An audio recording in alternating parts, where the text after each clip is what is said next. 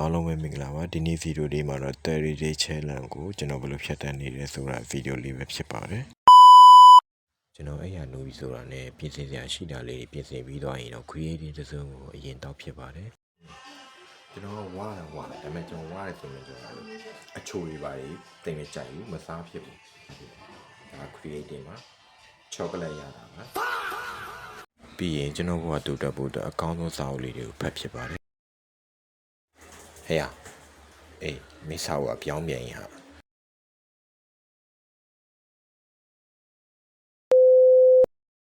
ဖတ်တာဖတ်နေရတာဘာတွေမှန်းလည်းမသိဘူးစိတ်ညစ်ကျွန်တော်ပထမတန်းမြန်မာအကြောင်းစာအုပ်ရဲ့တင်ရိုးတန်းတွေကအစ်စ်ပြောင်းသွားပြီပဲကျွန်တော်တို့ရင်တော့ဆိုရင်ဒါတွေနဲ့စတာမဟုတ်ဘူးကကလေးငယ်ချစ်စပွဲနဲ့စတာအခုတော့အစ်စ်စံတွေနဲ့ပါလားဩတိုးတက်လာပြီပဲမြန်မာစာအုပ်မှမဟုတ်ပဲတိတ်ပင်စာအုပ်ကြီးပြီးရင်ကျွန်တော်တို့တိုးတက်ပြောင်းလဲခြင်းတဲ့လူတွေနဲ့ online ကနေပြီးတော့တွေ့ဆုံမေးမြန်းစကားပြောဖြစ်ပါတယ်ပြီးတော့ကျွန်တော်ရဲ့အားလက်ချိန်တွေကိုအကျိုးရှိရှိအသုံးချပါတယ်မင်းကနိုင်ကွာမမေးကုန်နိုင်ပလက်နေအများကြီးဆွဲခဲ့ရတာကွာမတီးပြီးတော့စပိုင်နမန်ဖုန်းစပိုင်နမန်လို့ကြိုးဆွဲပြီးတော့ထောင်းတိုင်းကြွလိုက်မယ်ပုံဖုန်းဘလို့စင်ပြေလားစင်ပြေလက်ကုတ်တန်နေကြခြင်းငါဘာတွေလုပ်နေတာလဲတိုက်ဆော့ဟေ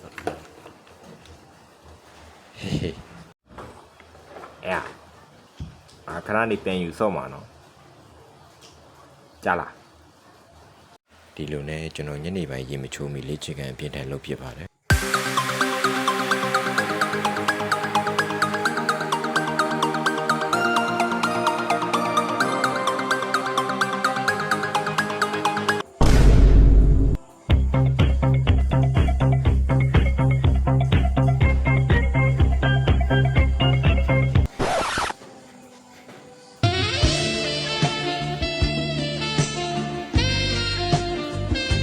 ပြီးတော့ကျွန်တော်ရေမိုးချိုးပြီးအိယာဝင်လိုက်ပါတယ်